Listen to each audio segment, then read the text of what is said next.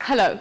So every society is made by people from different backgrounds, eager to make a difference in the world and leave a footprint behind. However, we are at a critical conjuncture for humanity right now, while the world is facing some tremendous challenges, such as radical climate change, such as poverty and looming water crisis. And let's not forget the millions of people trying to escape these issues, but to rise out of poverty, put an increasing strain on the resources that we have. Now, these are some big existential issues, so it is no better time to remember the good of the past than it is right now. Now, to honor the past could be the easiest thing we could do right now. However, today is one of the most extraordinary times of the whole world, because in this hyper-connected, technologically advanced world, we're able to create the opportunities that we've never had for a future that we've always wanted. Now, thinking about the problems of the world could be daunting, but I'm very sure that there is an unleashing ingenuity of the young people somewhere here that will create solutions for the problems.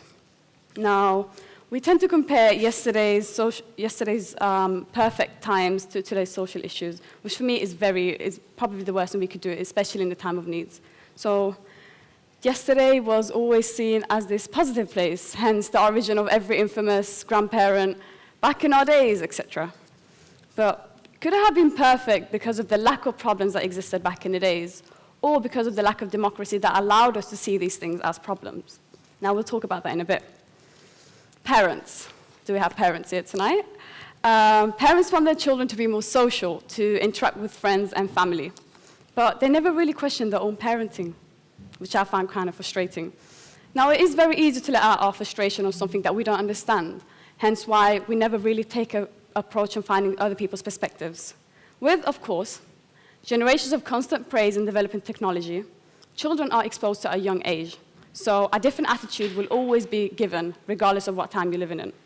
So the problem isn't with the outcome of the youth, but perhaps the environment that they've been exposed to. The exact state that people complain about today has been shaped by the past. So which generation is really to blame in this case?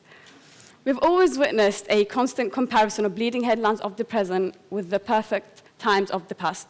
But how perfect could it actually have been? Disadvantage to women and to people of color.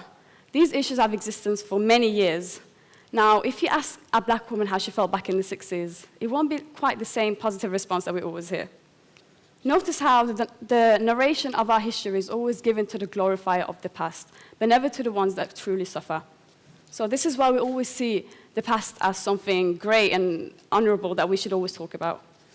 Hence why some of the most bigoted leaders of today's world want to make progressive countries like America great again. Once again, he's referring to the past, not to the progress of the future. The only time where people like him truly benefited. A time where our obsession with the zero-sum unit meant that someone else's advantage was through someone else's disadvantage. Now, this isn't a good way to think. We should always have a positive environment for everyone. So what could we do?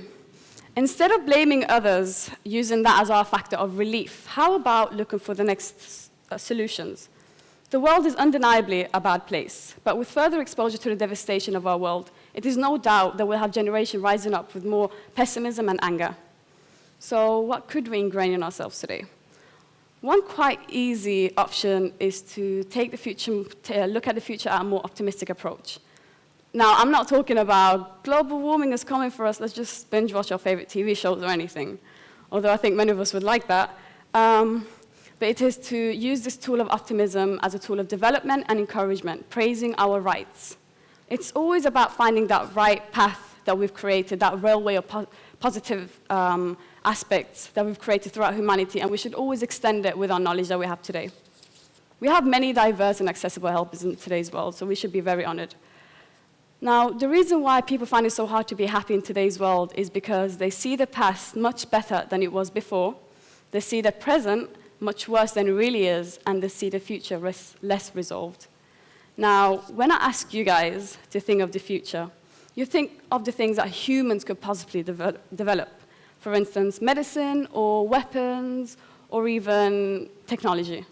But what if I told you that the most important human resource isn't intelligence, but just simply love? Now, I know it might sound a bit cliche, but it's true. Human intelligence could favor both sides. It could favor both sides. It could favor both madness, and it could favor both goodness. It's a tool that we've developed throughout time, only using it for our own benefit. However, love and tolerance is something that's always existed. It's a prime trait that's existed throughout humanity. That's something that we should use more often.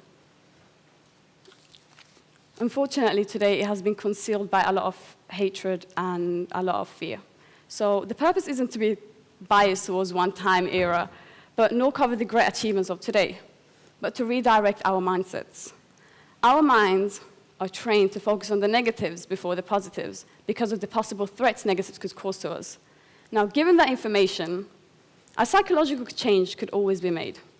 So I'm doing my deed right now by delivering this speech to you guys. Now it's your turn to do something. So this is my task for you. I want you to think of something you feel there needs to be either more of or less in this world. It could even be the start of something new. And I want you to take a step every day. I want you to take a step forward to try to make a change. So let me give you an example. If you are interested in the environment, how about start off today by posting a post on social media? And then, who knows, one day you might even grow a tree for your own benefit. It's fascinating to see the world change, but I think it's more fascinating to be a part of that change. Now, so let's shape our perspectives so that it could be something that young people look forward to instead of trying to avoid it. It's a world filled with young leaders and creators, so let's not shadow their lights. Thank you.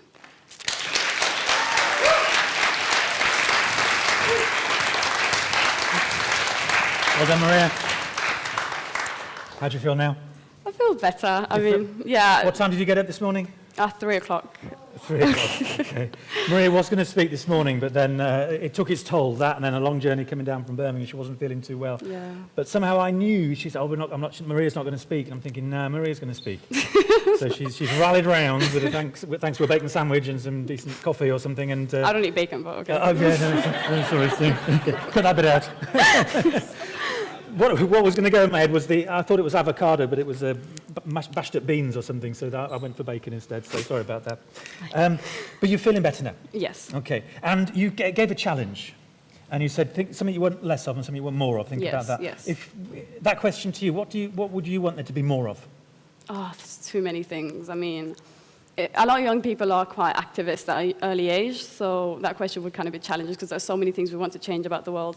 But I think something that's very inclusive to everyone is the environment. I think a lot of us kind of just don't see it. We turn a blind eye to it, and I think that's something that needs more notice. So that would be your. Definitely. That's why I mentioned it. Yeah. So, and you said to me that you do. I was sort of making a joke about future MP for Birmingham North, but you said that is something you want to do. That you want to go into politics. Yeah, I would love to go. Like, my hopes and dreams are to get into politics someday, and I think we need more leaders who have the young mindset instead of the old one. We always get the repetitive politicians with the same old thoughts. So I think we need a new, fresh mind. This gentleman here is agreeing with you. He's already voting for you. He voted for you this morning before he even met you. So you've got, imagine in front of you, you've got Mr. Putin, and Mr. Trump, and Mrs. May. What would you say to them? I would say, stop being selfish. This goes to any politician, but I think selfishness is a disease that's been growing in a lot of people's mindsets. And once politicians have a grip of that selfishness, that's when it becomes a huge threat to society. So perhaps be a bit more selfless and care for the people instead of for your own benefit. Brilliant. Maria, thank you very much. Thank you so much.